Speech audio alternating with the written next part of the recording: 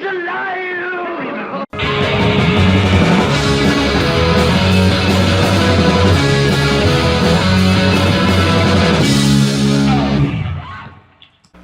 Hello, ladies and gentlemen. My name is Paul Workman. I am the man of constant hatred. And welcome back to Just Born Movies, the show where we take films straight out of the Hollywood womb and we dissect them for you.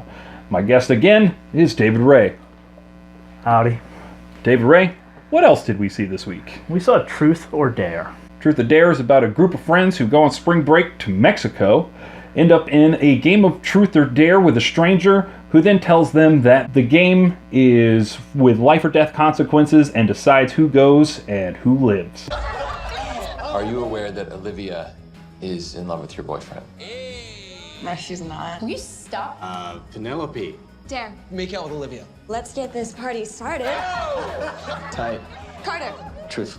what are your intentions with our sweet Olivia? I needed to find someone with friends that I could trick into coming here. I could tell Olivia was an easy target. I brought you all up here because I'm okay with strangers dying if it means I get to live. What the hell? The game's real. Okay, wherever you go, whatever you do, it'll find you. Okay, David, how do we like this movie? I really wanted to punch you for making me sit through that. Yes, he did. That was like, I mean, there were other movies we have seen. I would rather sit through Red Sparrow again than that. I mean, at least that has Jennifer Lawrence. You know, I was going to say at least this had, and then my brain died. I don't remember a single actor's name from this movie. I'm really sorry about that. I should really be on my stuff about it. But I'll be honest, I didn't even look. For the most part, this is a pretty standard horror movie. I don't know if it's standard. I think it's substandard. What I mean by that is that it follows the horror movie guidelines. I mean, standard, substandard or not substandard, however you want to look at it. Okay, It just goes. It checks the boxes. It checks all the boxes. It just stays on track, doesn't veer off. It's got college age kids, teenagers, college age kids. You usually want to have a bunch of those. They get in some kind of weird trouble. On a vacation. Vacation sometimes can be a little optional, but if you have it, it's a nice extra box to check. They get in weird trouble. They all start dying off one by one because of the weird trouble. And then it has a really ambiguous ending where it sets itself up for a sequel. So you use every single horror box. Yep. At least of the teenager college kids dying variety. Yeah. Final Destination, Scream, all of those. Yeah. Mm-hmm. Yeah. So it doesn't miss any of those beats. Now it's filled with a lot of substandard acting, which can also in itself be a horror movie trope. Yeah. Although I mean, some people say that about some horror movies, and I'm like, no, Bruce Campbell's great. Oh yeah, Bruce Campbell's amazing. There's a lot of horror movies with some pretty phenomenal acting, but they're generally the kind of horror movies that don't tick any of the boxes off. So, what can you do? Though, Evil Dead does tick a lot of those boxes off. Yeah. I especially think the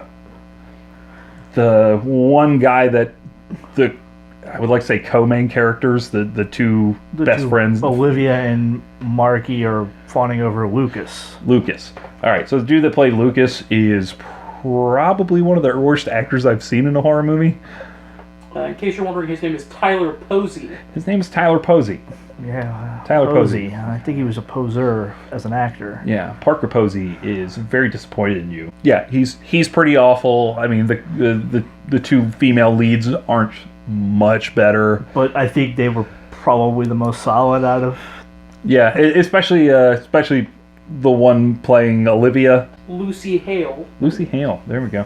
Lucy Hale does a passable job. I don't know if it's because of weak direction or just bad script writing, because both of those exist in this film. Yeah.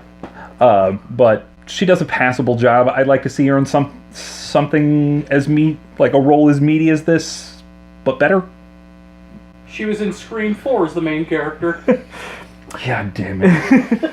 We are just checking all the boxes. Yeah. In Scream 4, I'm gonna say this. I like the Scream series. Yeah, the Scream series, I think, well, them and Final Destination kind of started this checklist, and I think they do a solid job with what they're doing. Well, I feel Black Christmas really started this checklist back in like 1972. I'm thinking more maybe modern. 72. No, I'll look that date up. Here it is. If I'm wrong, He probably is. It's Paul.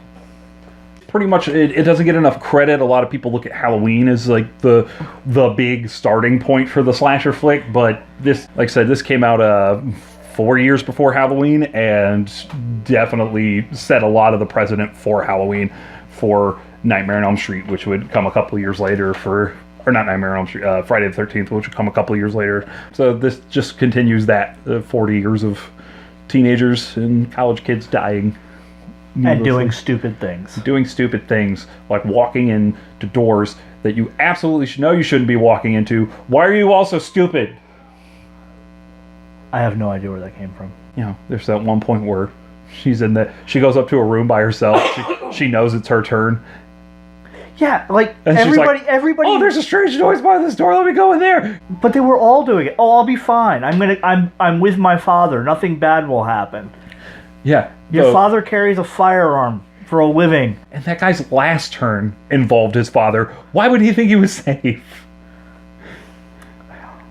Now, let's be. The only two that I did not feel bad for was Ronnie, the douchebag who invited himself along, because all he needed was the popped collar. That's all he needed.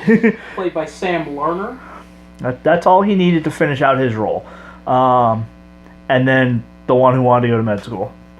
Because, of course, it didn't exist. It couldn't be real. You know, and this is one of those films where when they start the film, every single one of the characters has to announce who they are instead of it being shown to you. Like, the film's only like an hour and 35, 40 minutes, something like that.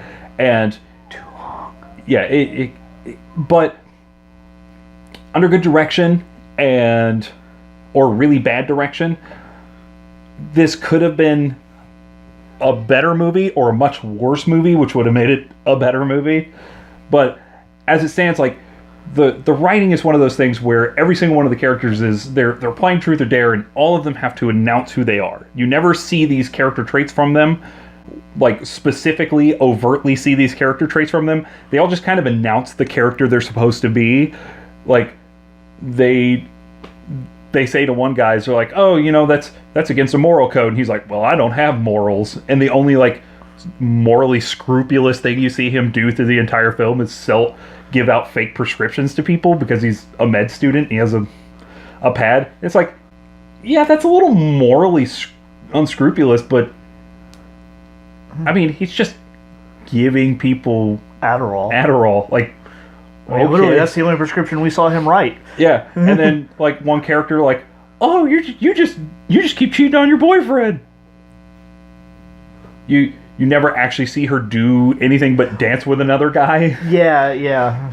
Like they could have showed you something instead of just overtly telling you. And then the one girl, she starts out, she's like, oh, I'm doing Habitat for Humanity. Oh, you're so altruistic. But then she doesn't do anything altruistic throughout the rest of the movie. Like one thing, and then it turns out she was doing that one thing for selfish reasons. Yeah. So yeah, you get all these characters, and they all have character archetypes that none of them play into whatsoever. Yeah, I mean, the only archetype I don't think we really had was the jock. I guess Lucas was supposed to kind of fill that role, but we never saw like the sporty jock type. Yeah, he's not like, hey man, I gotta go to basketball practice or whatever. Yeah, I mean they checked all the boxes as far as archetypes. Other than that, though, I mean, yeah. So essentially, this. You guys haven't even talked about the biggest star in this film, Gary Anthony Williams. From. Correct? Yeah. Really? He is the voice of Calyx the Demon. Is he now? Yes, he is. So Uncle Ruckus is the voice of Calyx the Demon. That's right. Okay. And it's reverbed and shifted and everything out of whack. So Yeah, you would never be able to tell it was him. So anyway, yeah, this film pretty much goes nowhere, does nothing, says nothing. The game of Truth or Dare doesn't seem to stand in for anything. Like a good horror film should have like some kind of undertone or. Yeah, they gave a great chance to set it up when they had that moral question at the very beginning of the game, and her character answered, and for the game to really be about morals and how to react with them and everything, and they just let it go. Yep. They use it as a throwaway. Yep. And they use it as kind of a circle, and essentially anything that gets introduced in the film, is going to come back. So it's not even really a that much of a spoiler to tell you that, that's going to get set up as something else in the end. Yeah, the only time that something didn't happen that I expected to happen was with Penelope, and her dare. Yeah, that was it. Sloppy writing, mishmash directing, okay performances to bad performances. It's not necessarily a pretty looking film either. I mean, it's kind of flat. There's nothing interesting going on with the camera work. Yeah, even the horror was just, honestly, the scare side of it was all jump scares. All jump scares. They failed to set up a decent atmosphere. There's some tension between some of the characters that pays off in a really somewhat interesting way, but at the same time, by the time that you finally get to the reveal, you've kind of figured it out yourself. Yeah, turned to David about when they introduced it, and I half guessed it. Yeah, I mean, the details were ambiguous, but we both had figured out what the big reveal was going to be. Yeah. So, based on our scale, I'm just going to give this a pretty damn bad. I'm right there with you. Pretty damn bad.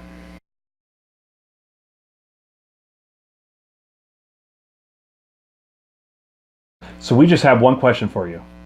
Truth or dare? How did you like it? Did you love it? Did you hate it? Leave a comment down below and let us know. Hit that little bell icon. Get some notifications when we drop new videos. I want to thank David Wray for stopping by and talking about Truth or Dare with me. Always. So go ahead, poke around on our channel. Just watch some of our other videos. Some of them are a lot of fun. And as always, have a damn fine day.